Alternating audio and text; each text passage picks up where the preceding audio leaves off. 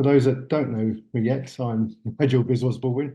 I'm co-founder of Phraktion, and great to see so many familiar faces, both from within Phraktion's partner network and actually perhaps at least one or two old colleagues that I haven't managed to tempt yet into the network. Mentioning no names, Kay Connor. Very nice to see you there. Just want to highlight this is being recorded right now. So if you prefer not to be recorded or be seen on the screen, etc., then please take appropriate action. But we are recording and we'll use potentially for our marketing purposes. So just want to move on then, say just welcome to our peer-to-peer webinar series. It's the series finale for 2023. I suggested we'd have some festive appearance in today's webinar. Maybe a little bit of fire in the background and a Christmas tree, so we've maybe ticked that box today, but also allowing a sort of fireside chat on this occasion. So slightly diverting from where we've gone before. Today it will just be one slide and some discussion. Actually, two slides. This is the first slide, and there will be a second one. So beyond that, to introduce today's session, we're going to take a clinical trial journey, a clinical operation, and we're going to start with the end in mind. And the people discussing this very important topic are our partners, fellow partners at Phraktion, Matthew Hersch and Steve Crow. Just to introduce them a little bit, they are both very experienced clinical operations professionals with over 20 years experience, having joined a startup, UK Biotech, and growing that into a mid-size pharma company. They've worked at all levels of the organisation and been clinical operations leaders globally during that period. They've actually set up their own recently set up their own consultancy, BlueGreen Clinical. I've been in and around clinical trials for the last 25, almost 30 years. Really, Matt and Steve are the experts here today. I shall just try and pop in with some intriguing questions for Matt and Steve. So there'll be some Q&A at the end as well. So looking forward to some interaction as well at the end. So Matt and Steve, maybe time to introduce yourselves in the next slide. Thank you, Nigel. Yeah, we'll put the next slide up, but I think you've given us a nice introduction. We are clinical operations experts. I think we just need to start off by saying that Matt's a bit under the weather today. We're kind of almost lucky to have him on screen. He's either got COVID or man flu. I think he'll probably say it's man flu, but yeah. So I'll be trying to lead as much as I can today, and then Matt will pitch in as and when he can. If you see him coughing, you're not hearing anything because he'll be on mute as often as he can, so that we're not hearing him coughing every couple of minutes. But yeah, Nigel, as you said, thank you very much. Yeah, we have had a joint history at GW Pharmaceuticals from 2004 until just about the end of last year. And yeah, what we wanted to do today is try and describe the clinical trial journey in a single slide. How hard can that be? And actually, the reality is it is quite hard to describe every possible scenario for every type of clinical trial out there. So what we've done is we've had to make some assumptions so that this kind of all holds true. So what we're going to talk about today, we've got 5 main assumptions. The first one is we're going to talk about a typical run-of-the-mill phase 2 or phase 3 clinical trial with a currently unapproved potential medicine. The trial read out wonderfully, perfectly. All the efficacy endpoints were positive. We had no issue with any of the safety endpoints. The efficacy endpoints were not just statistically significant, they were clinically meaningful. It was a perfect trial we're going to describe. And we're going to describe it from the point of view of a clinical operations team working in a biotech startup, acting as the sponsor. So immediately there, we get into kind of lingo area here. So what is a clinical trial sponsor? And a sponsor is defined as an institution, a company, an individual sometimes that takes responsibility for the management and the initiation and or the funding of a clinical trial. And then what are a clinical operations team? And they're effectively, in the wider scheme of clinical development, they're the group, the team, the person sometimes, if it's a small biotech startup, that is responsible for the how of a clinical trial, the logistics core. They're the group that effectively are responsible for the overall delivery of a clinical trial, working with lots of other colleagues. The fourth assumption is that we are fully outsourced this trial. We've outsourced it to a clinical CRO to carry out all our activities and functions as a sponsor. They're not taken over our responsibilities as a sponsor, and that's something we'll get to later on. And again, lingo time, we use the term CRO. Our industry is full of three-letter abbreviations. And in this instance, clinical CRO stands for Clinical Contract Research Organization. And we appreciate there are lots of other CRO types out there. You can get non-clinical CROs. You can get CROs that do manufacturing, they're CMOs, and then you end up getting confused between chief medical officers and contract manufacturing organizations. And that's sometimes why they then call themselves CDMOs, contract development and manufacturing organizations. But it's an industry where there are lots of abbreviations you have to get your head around. And then lastly, the fifth assumption is we're going to assume that some of the people on the call today are new to this area of pharmaceutical industry activity. So we're going to try and not assume too much kind of pre-assumed knowledge and explain key concepts as much as we can. So that's quite a journey to take in 30 minutes, Steve. How are we going to do that, do you think? Yes, that's what we thought when we put this slide together. So two things to note. We've got 10 boxes here. 9 of the boxes have got lots of bullet points in. Each of the boxes describes a key stage. We're not going to go through every single bullet point in every box.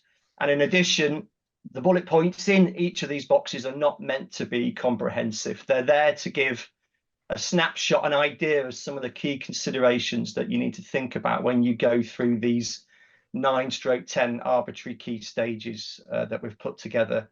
And in particular, what we're going to do, given that we said we're going to start with the end in mind, is we're going to concentrate on the initial 3 boxes 1 to 3, tie that in with the last 2 boxes, box 9, and then the green box. And then the remaining kind of boxes 4 to 8, we're going to whiz through and maybe come back to some of those topics in future webinars. Yeah.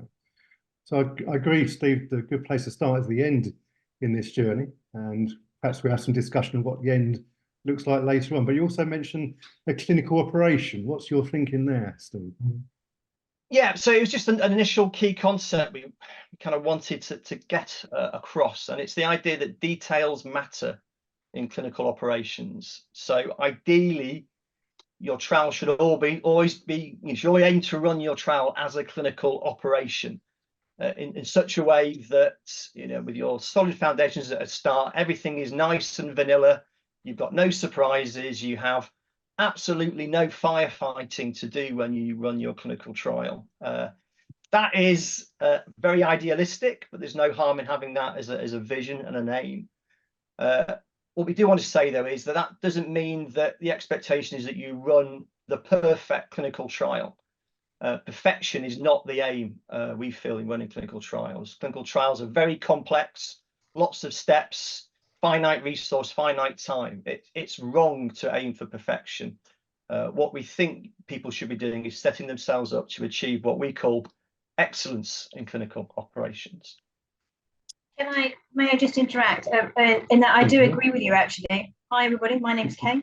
I do actually agree with you. You do need to think about your endpoints. And one of the things that's come back and bitten me in the bottom fairly recently is that when you've actually gone to update your results on clinicaltrials.gov, your endpoints that you lovingly put in your protocol, actually it's very hard to actually transcribe that into the way that clinicaltrials.gov wants reports reported or results reported.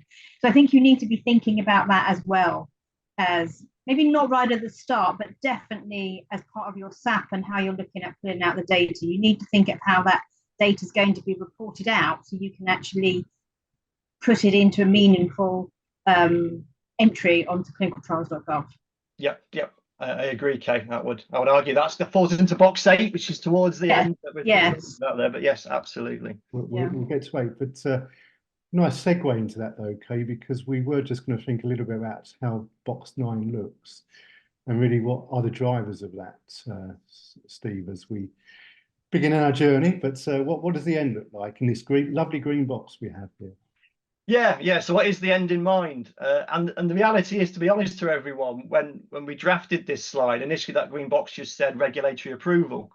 And when Matt and Nigel and I just got together last week just to touch base about this, Nigel immediately, with his medical affairs hat on, said, well, it's not just about regulatory approval these days. What about market access? What about if you run a trial in the UK, you submit to the MHRA, they give you approval? It means nothing if NICE don't then give you some subsequent approval as well.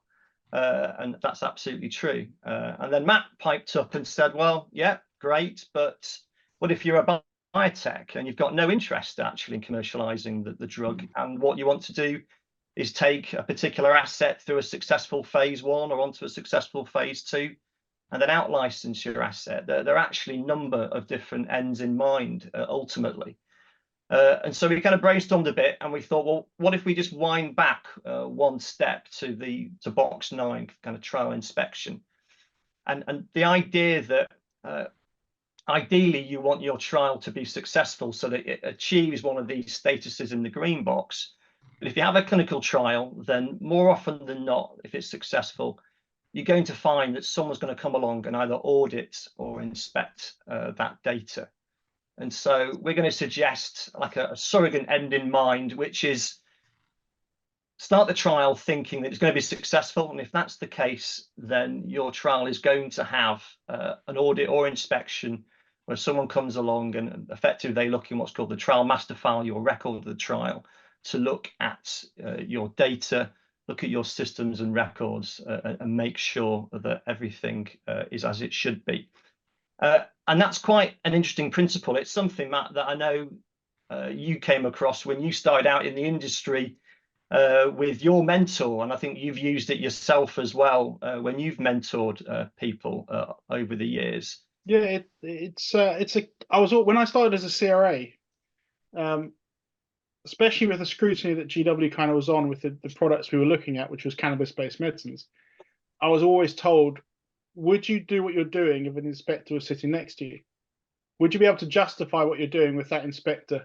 I remember GCP is fairly woolly. It tells you what they want, but not the how. And that's where clinical operations is about the how, really. But it's always stuck with me. Can you justify what you're doing? Because the end goal is you want to have a good result, but you also want to get through and show the people that are looking at you that actually they can trust this data. Yeah, absolutely. So, would you be happy to take a decision or finalize a document related to your clinical trial if that inspector was sat alongside you? And having that as a clearer end in mind helps you to then inform your approach when you start the clinical trial journey. Most notably, if you've got robust foundations, you kind of obviate the potential for what can sometimes be garbage in and garbage out. If you don't have those solid foundations to start with. And what you don't want is garbage being the output that form your systems and records of inspection. Yeah. So we've got an idea now of the end, Steve, and that's very, very clear, I think. Really, we need to think about that in different scenarios where companies and what their ambition is for any particular trial. So, okay, what do we do as our first, I don't know if I use the word baby steps correctly, but so maybe these are the next major steps. Maybe what one to 3. Talk me through that. Talk us through that. Yeah, each box is a baby step. I like that, Nigel. So in box 1, the key point is to be able to effectively, progress onto box 2, onto vendor selection. And to get to vendor selection, we feel that you need to have certain SOPs in place. And in the clinical trial world, to have SOPs, they can't just exist in the ether. They need to be sat in what's known as a quality management system, a QMS. And generally speaking, the need to have a QMS is established in what's known as good clinical practice.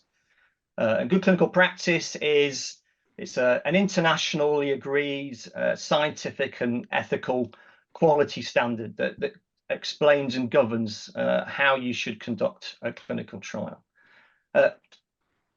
And with those SOPs, well, actually, what I should maybe rewind to the GCP there a bit. So it's an international quality standard. It's also known as ICH E6. And that's an important thing to understand. ICH stands for the International Conference on Harmonisation. And it's an international group that got together in the late 80s, early 90s, when clinical trials started to go global. And Japan, United Kingdom, United States were wanting to make sure that drug companies could standardize what they were doing, and so that the data that they achieved in clinical trials could be submitted to the regulators without too much change. And so they established these ICH modules. E6, E stands for efficacy. There are modules for Q for quality, S for safety, and I think there's an M for multidisciplinary. But they form these international quality standards, and GCP, by its definition, what it wants to do is to make sure two things. One, for safety, it makes sure that the rights, the safety, the well-being of the participants are protected. And then in addition, it helps to make sure that the data you produce are robust and reliable. And GCP actually sits in a group of other good practices. So often you'll hear people talk about the GXPs. There's GLP, good laboratory practice, GMP, good manufacturing practice. But GCP in particular mandates the need to have SOPs and a quality management system. Now, we recommend for this scenario with a biotech startup company, you can create a quality management system in SharePoint Online. Hopefully every company's got Microsoft 365 for Business. You can use SharePoint to create your QMS system. And first of all, what you then need are actually some SOPs to describe how the QMS works. So people have heard of the idea of SOP on SOPs. So you'll need a set of SOPs to describe how the QMS works. And again, we suggest a fit for purpose. Keep things simple. Your controlled documents, your QMS documents can be SOPs, they can be controlled forms, they can be templates. You don't need much more at the start. As companies mature, QMSs can mature, and you can have other types of documents like policies, manual work instructions, and the like. But initially for us, we feel you can have a perfectly adequate QMS with the SOPs you need to get to point 2 just with SOPs, forms, and templates. And additional SOPs you need are one on contracts. MHRA is very clear on this. You need to be able to show that you've put in place a proper contract with your selected vendor. And then training, clinical development training. As you move to vendor selection, that's a process that's governed by GCP. And so you need to show that the staff at that sponsor are trained as a minimum in GCP before they go on to perform vendor selection. So that's your solid foundation, fit for purpose SOPs that take into consideration the principles of GCP. So before we do anything exciting, we must do our SOPs first. Yes, but it's important. That's the solid foundation. Otherwise, then things can start to unravel. And just to add there, Steve, we actually do talk to a lot of startup biotechs that don't understand SOPs or a starting point. Mm-hmm. You know, a lot of them have said, we found a vendor, they're going to do the trial, but the actual journey does start at your foundation in place, because remember, as I said, we're looking to have that data can be trusted. And it sounds boring and, oh, why do I have to have SOPs and standardization there? But that's where it really does start. So the amount of people we do talk to that have already gone down the journey of even, you know, contracting with vendors to do that first phase 1, but haven't got SOPs in place is quite amazing, actually. So yeah, wave the flag for SOPs wherever you go and talk. If you're don't go too far, you won't have friends left, but you know, that's fine. So I'm beginning to doubt you, but we should move on.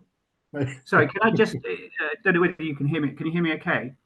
Yes, sure. I think it's important to say, it's more than just a box ticking exercise as well. I think, putting these processes in place early ensures that you're going to set about things in a robust way. So even your vendor selection, it's all very tempting to say, oh, well, I know, this CRO and just jump straight in. Having these processes and really thinking about what's going to give a quality result at the end improves the quality of your vendor selection process. So rather than just sort of jumping in with one particular CRO because they're the first one you come across, there's a bit more robust assessment in place, and that's why it's so important to really think about these things beforehand.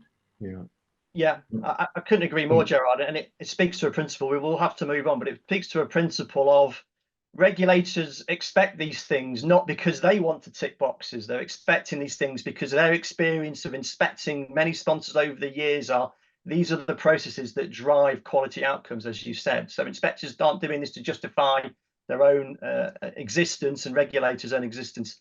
They're doing this because they know from what they've seen that this is what drives the best opportunity to get robust, reliable results and protect trial participants at the same time. Moving on to box 2, as I noticed already, we're possibly going over time a bit. Vendor selection. I think the thing to note here is, and again, for those of us in the industry, when you talk about vendor selection, I always think of people using metaphors around dating and marriage. So people talk about vendor selection being like speed dating. They talk about the idea of a monogamous marriage versus playing the field. And they're all, nice sounding ideas, but there is some logic in those metaphors. And for me, I think it boils down to relationships. The idea that it doesn't matter whether you have a long-term goal with a vendor or a short-term, whether you're thinking about just placing one trial tactically or you're looking for a strategic relationship over many trials, many years. What you still want to have there is a trusting, respectful, mutual relationship with that vendor. Otherwise, I think things can start to unwind and unravel. So when you go into this approach, again, it can be a bit idealized, but think about the idea of, yes, it's not always going to be smooth sailing. We'll have our ups and downs, but we're in this together. We need to listen to each other. We need to, when there's disagreements, try and come to mutual understanding. And again, I know that's not always possible in every scenario, but it's a good baseline to think about. Yeah, I'm sure none of us on the call have ever criticised the CRO and blamed the CRO for our own failings, Steve. So. Exactly, I think you're right. And then the vendor selection process, it starts off with budget agreements. Easier said than done if you're at a biotech startup and don't have access to cost modeling tools like Oracle ClearTrial, but hopefully you come to some decent sort of budget agreement, and then you move into what we tend to call the selection funnel: RFI, RFP, bid defense, and the like. So RFI is request for information. You basically just write to a CRO and say, tell us about yourself generally, please. And they tend to pluck something off the shelf, or they refer you to their website. You then move on to RFP, requests for proposal, where you have selected some of those CROs from RFI and say, look, here's some very specific questions we want you to think about and come back to us. And the CRO spends time customizing a response to you. And out of those, you then select maybe 2 or 3 to go to what's called bid defense, where under their own time and costs, they come and see you face to face, sit down opposite you, and the sponsor company often tries to ask awkward questions while the CROs sit there smiling and thinking, do we really want to work with this sponsor, asking all these awkward questions? And at the end of bid defense, hopefully you have one successful candidate, and then you go on to vendor audit. And vendor audit is important in that, yes, you're going to delegate to that CRO activities and functions, but you're not going to delegate your responsibilities. Your responsibilities as a sponsor always stay there. So how do you make sure that the CRO is going to fulfill those activities and functions in a way that maintain your responsibilities? And it's not the perfect way to do things, but the best way the industry does that is to do audit. Particularly if you're going to do a full outsourcing, you want to make sure you've got a decent experienced auditor doing your vendor audits. So, And if that is successful, sorry, Kay. sorry, I was going to say. So actually, that's an interesting point, because we are going through that a similar. Well, we are going through this process at the current time, and vendor audit has come up because I have previously been a fan of doing vendor audits as we select a partner, but somebody within the team had suggested to me that, well, you know, what are we actually auditing? You're auditing the SOPs, because that's all you're going to be auditing, because they won't have done anything for you at that time. And it's just going to be really ensuring that if they've said that they've got SOPs on XYZ, they are there and they actually comply with those SOPs. But you can't actually evaluate the CRO's capabilities as such, or actually the fact that they're actually going to deliver what they're going to say they're going to deliver. It's more about process that you're auditing. Yeah, you're right, Kay. That's the best you can do at that stage. Obviously, if you then select that CRO and you start the trial journey with them, then you can then do ongoing audits where you're actually looking at the output. But in the initial part of vendor selection, if you've never worked with them before, you're correct. The best thing you can do is to look at the SOPs. But that is acceptable to a regulator, because that's all you have at that point. You might be able to get testimonials. You might be able to interview some of the key CRO staff as well as an auditor. But generally, at this stage, you're relying on just looking at their processes. Absolutely. Would you be able to skip? I mean, this is a pointed question, but would you actually be able to skip if you have a justification and you feel that you've actually looked at that, they've been able to provide you with SOPs? And, would you then skip that audit process, or would you actually still insist? Would the regulators insist that you have an audit? Probably a larger discussion for another time, which I'm happy to have with you. But if you ask me, if it's the first time that you're working as a sponsor with a CRO, whether they're experienced or not, I would not skip a vendor audit, no. Okay. After the vendor audit, they're rewarded if they're successful with contract negotiations. And actually, to be fair, often contract negotiations and vendor audit go kind of hand in hand. The last point to note in box 2 is just vendor onboarding, and it just speaks to the concept again about relationships. Don't forget to onboard your vendor properly. Consider it as like a prolongation of the honeymoon period, so to speak, if you want to keep using the relationship metaphors. And then I guess eventually, as you're working with the vendor, you'll end up just going down to date nights. But yeah, make sure you make the most of the honeymoon period, get them engaged and on board. And then we move on to the final 3 starting boxes, remaining SOPs. Not going to linger on these too much, but important things to note: insurance. Your CRO will have insurance, but some sponsors forget that they need to take out insurance themselves. So for a clinical trial fully outsourced, you need 2 insurance certificates, one for the CRO, one for the sponsor, going hand in hand, happening at the same time. And then CAPA and inspection management and participant identifiers, all 3 there are good examples of being a proactive sponsor. So the chances of you getting a CAPA stands for a corrective and preventive action. It's issued in the GCP world from inspectors or auditors. And as soon as you start your trial, you are open to inspection or audit from various agencies or other sources. Similarly, you're open to inspection. You're also open to receiving what are called participant identifiers.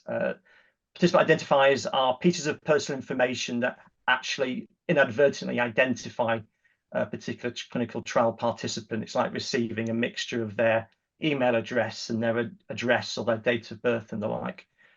All 3 things are unlikely to happen. You know, their likelihood is low, but the impact, if they do occur, is high. And so we strongly recommend being proactive here as a sponsor and putting in place SOPs that cover how you track and deal with CAPAs, how you would deal with inspection if it happened, how you would deal with a participant identifier if it came into you on an email as a sponsor, as opposed to going to the CRO's PV department. It has happened that when an inspection has started in the UK, the first thing the inspector came and said was, show me your inspection management SOP. And some sponsors have gone, we haven't got one. Other ones have showed them it, and it was written a week before the inspection, and yet they've been running clinical trials for years.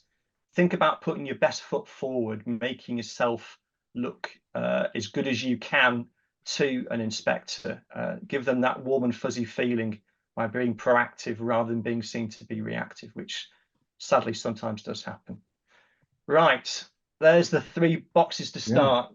How are we doing for time? Not too Well, bad. I was going to say, Steve, I think we're well set as the foundation to outsource our study to a potential vendor or vendors. But how do we skip through the next several years of running this trial? And just to mention also some interesting chat in the background we're having as well, thinking about patient recruitment and retention, any sort of thinking there, and also feasibility. Always a bit of a black art around feasibility, I believe. So I don't know, any thoughts around that in the next stages as we hurtle through actually executing the clinical study? Yeah, so maybe we'll just pick out a few kind of key points in boxes 4, 5, 6, 7, and 8. So feasibility, I think the important point to point out there, so it's bullet point 3 in box 4, is what's called operational feasibility.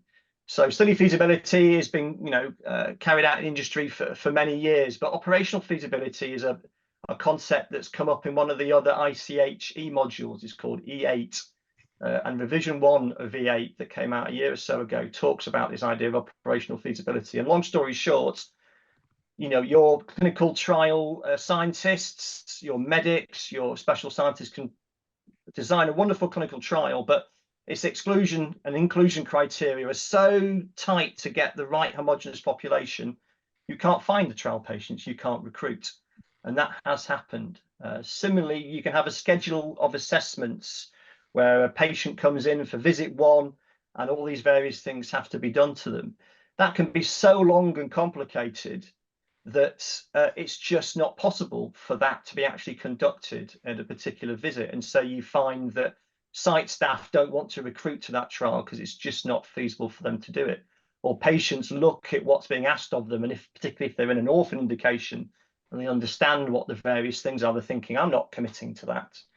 So I think a big thing in feasibility now, a new concept, is this operational feasibility, and this making sure, again, ahead of time, that you're designing something that you're going to be able to use in reality. And part of that speaks to what the first bullet point talks about there, which is key stakeholders.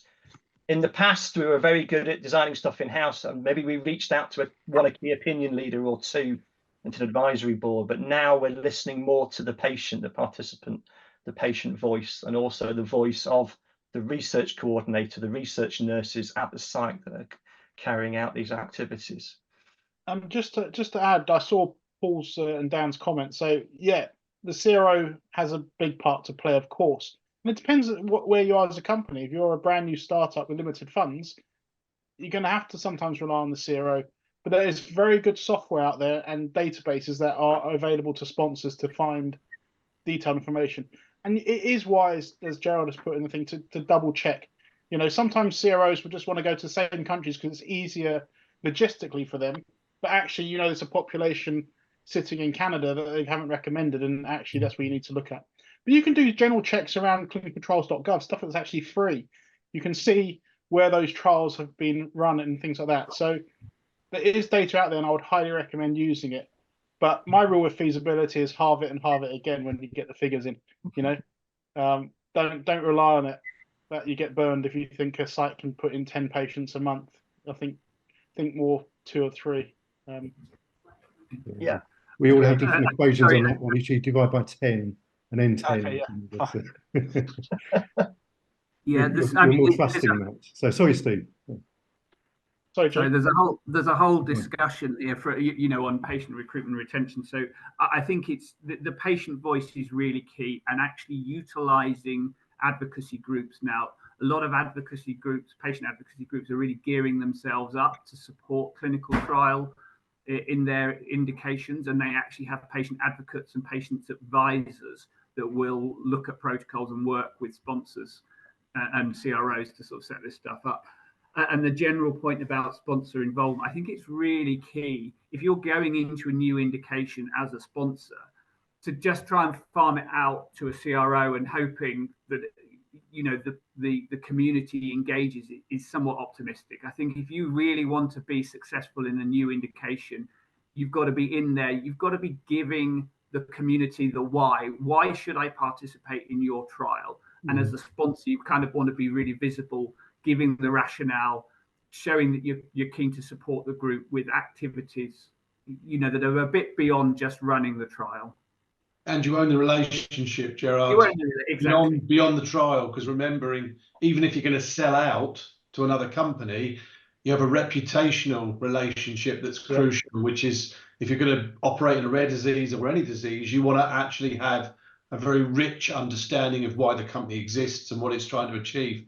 And that can pervade across many studies, not just one. You make a good point, but I know we'll move on very quickly, so don't worry. But do not be a faceless sponsor. Yeah. There's so many companies that say, I've outsourced it to IQVIA or Icon or whoever. I mean, I've spoken to project managers of clinical trials. I said, have you gone out to the sites? No, we're not allowed to travel. That Icon can do that for us. Don't go down that path. In fact, when you get to box 6 and 7, having a personal relationship with those sites where you can pick the phone up and say, I really need your help to fix this query or sort this out, makes a massive difference. Yeah. So no matter what your end in mind is, always have a relationship, but go together with the CRO. Show that you're a united party. It's so key. But I see lots of companies go, I'm just I'm there to oversee the CRO. They do all the site-facing stuff. So those investigators are your advocates and prescribers of the future. So it's absolutely key that sponsor builds their relationship, and maybe medical affairs has a role to play there. But I shouldn't distract the conversation too much around that. So just bring us back, Steve. Where were we on the steps here? Yeah, sure. Can we jump through these, Steve, quickly? Yeah. I think in the interest of time, we've talked about 1 or 2 bullet points from trial initiation, trial maintenance. I think we'll just do the same for trial close down. And then there's just a couple of hints and tips, though. I know it's kind of thing. Yeah. That trial initiation, I mean, we'll make it come back and do a whole webinar just on setting up, because that is the key. If you can set your trial up so that the maintenance phase is smooth and vanilla, that's what you want. So that setup, that trial initiation and setup activities are really where your focus has to be. All your user acceptance testing, understanding how you're going to do this and that, thinking of the worst in mind. So if it does happen, it's already there. Contingency. People forget about contingency. What are you going to do when your countries and sites don't recruit? And things take a long time to get going. So that's the one thing I would say. Trial initiation and setup is absolutely fundamentally key. You want your trial to be boring. You don't want to have things going wrong as soon as you go live, and that's where you put your effort into in that box 4. Agreed.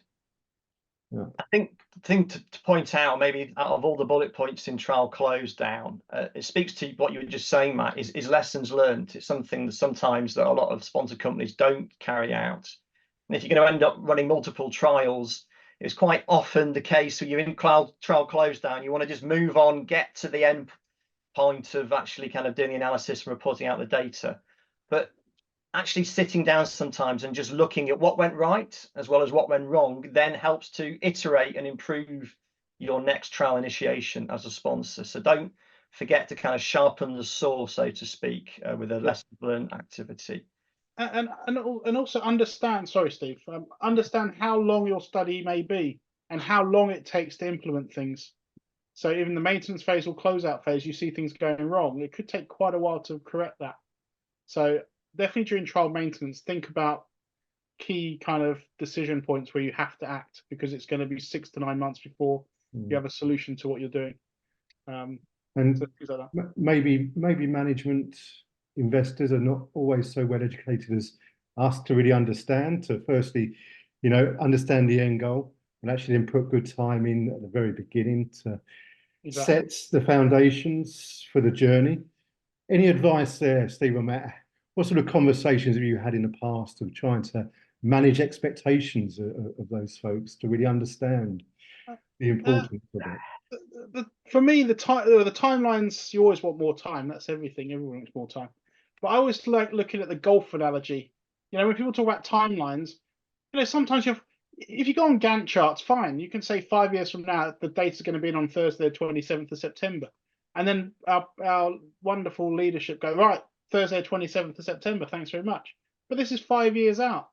Sometimes it's like a golf. You just want to hit the hole. You want to hit the fairway. So just drive off and give a quarter here or half a year here or there. As you get closer to the green, you can become more precise.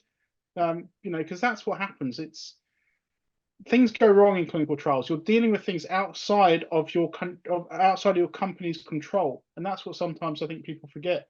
We're dealing with people. We're dealing with doctors and research staff at hospital sites that you do not have any control over, and that's the key: is to try and get those relationships, as Steve mentioned, really kind of solid, embedded in the way of working, so that you can have some influence and try and get your trial finished as soon as you can.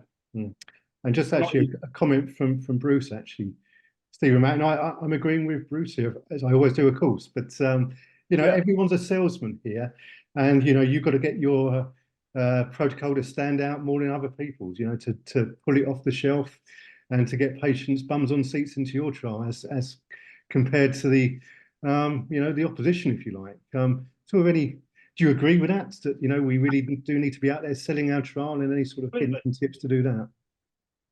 I do, absolutely. There's this concept of be the sponsor of choice, you know, particularly at very well-known sites in America, academic centres in oncology. They'll be running dozens of trials, and your trial will recruit better if they want to do your trial because they like you, or because you've taken the time, you've listened to them to create a trial that's actually operationally feasible.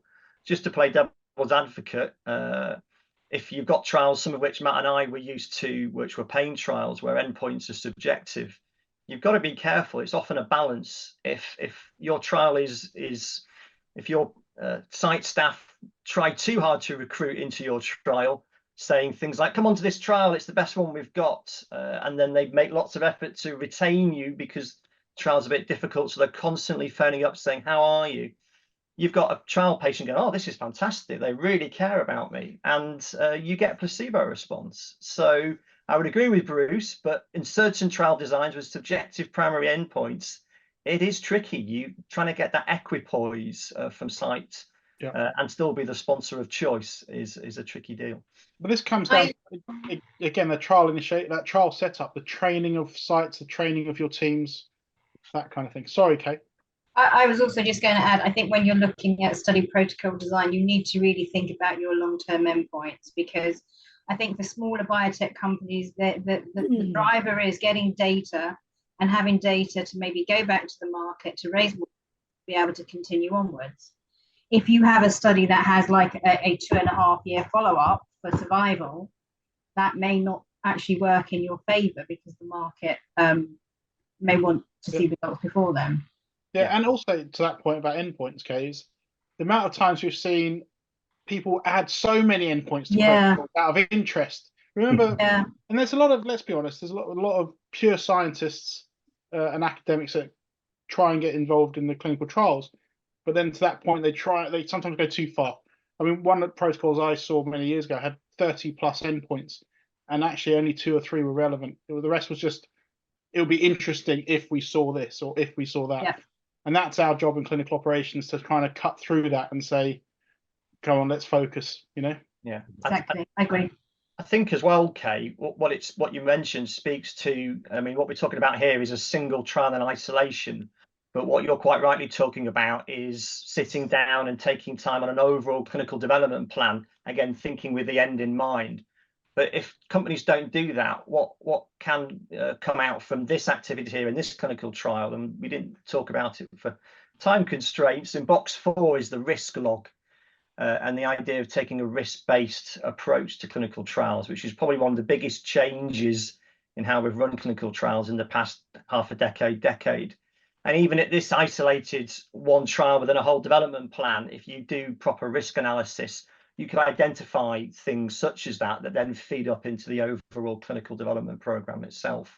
Yeah. So I think thinking about risk, either on a trial level or a program level, again, and risk is, again, thinking with the end in mind, a different end in mind, potentially, but taking a risk-based approach can help to obviate that risk. Should we talk about box 9 just for 2 minutes?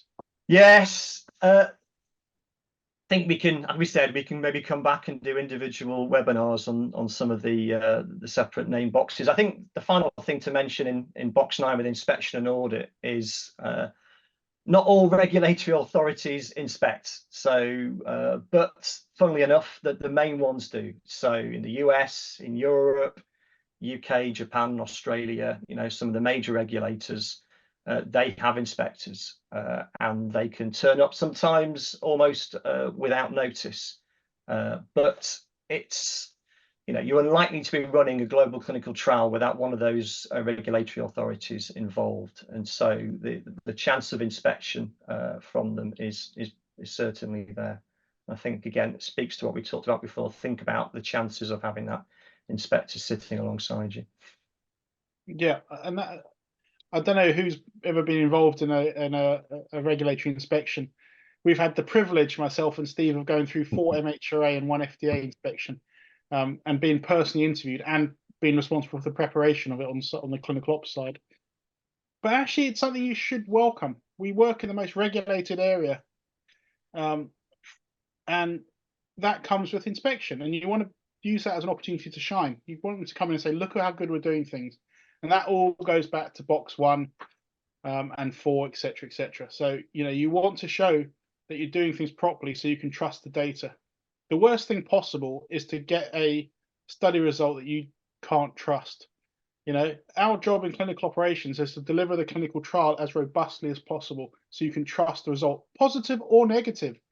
Sometimes it's negative and it's negative.